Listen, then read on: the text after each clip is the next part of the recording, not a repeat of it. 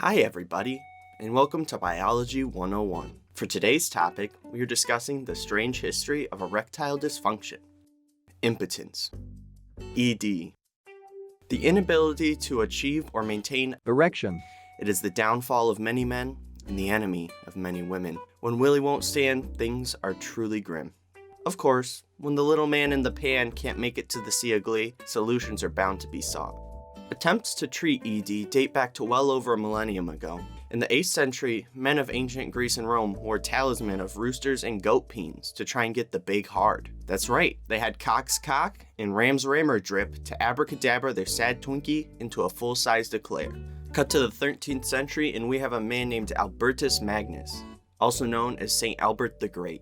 Albert was a pretty smart guy, known for things such as systematic study of minerals and the discovery of the element arsenic. So yeah, the guy knew a lot about rocks, but he really wasn't too knowledgeable about cocks. You see, my buddy Al here had some nice hot takes on how to make the ED say BRB. He said, quote, "If a wolf's penis is roasted in an oven, cut into small pieces, and a small portion of this is chewed, the consumer will experience an immediate yen for sexual intercourse." Gee, Albert, got any others? Since sparrows were given to frenetic copulation, it followed that sparrow meat, being hot and dry, enkindles sexual desire and induces constipation.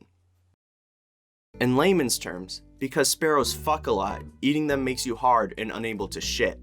Also, apparently consuming starfish makes you nut blood unless you eat lettuce. Fast forward to the late 16th century, and all of a sudden flaccid Sam could get you into a lot of trouble. Turns out, Willie Small was considered a crime during this era. But wait, how would an officer of the law know you couldn't get hard? You probably aren't asking yourself. Unfortunately, impotence was not only against the law, but probable cause for divorce. But they wouldn't have any real way to prove that in court, right? It's not like they would pull down his pants and check out his cock. Oh, they would. The practice involved inspection of the plaintiff by court experts. Then, in the early 1800s, my buddy Vincent Marie Mondot developed the first ever successful penis pump. It looked like this, and it pretty much worked how you'd expect. But I like to imagine it looked and behaved more like this.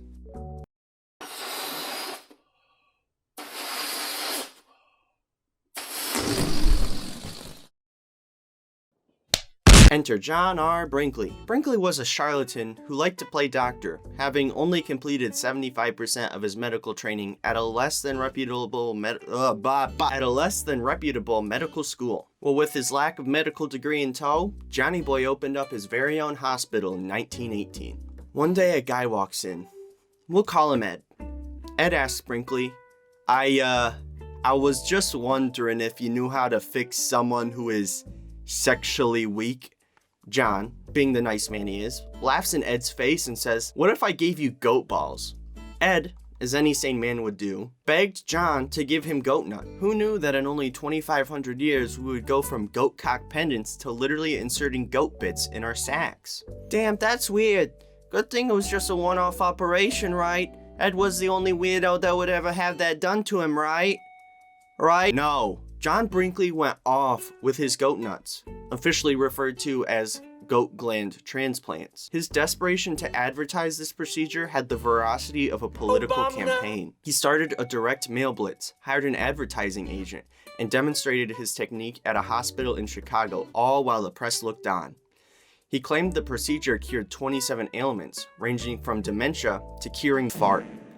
Brinkley was on a mission to get every wrinkly, dinky, kinky cock and puss to have goat nuts shoved inside them. Now, as you can imagine, the procedure did absolutely nothing. The goat gonads had no effect because they were just shoved inside the ball sack or next to the ovaries. The body would just absorb the goat tissue. Not only was the procedure complete bullshit, but Brinkley was often drunk and did the operations in unsterile environments. Patients would often suffer from infection, and some of them even died. Brinkley was sued over a dozen times for wrongful death.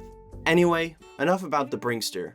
Nowadays, we have things like the blue pill keeping our willies working well. The steps it took to get here are disturbing, but you know what they say, a cock with some slack is worth 2 goats in the sack. Don't forget to like and subscribe.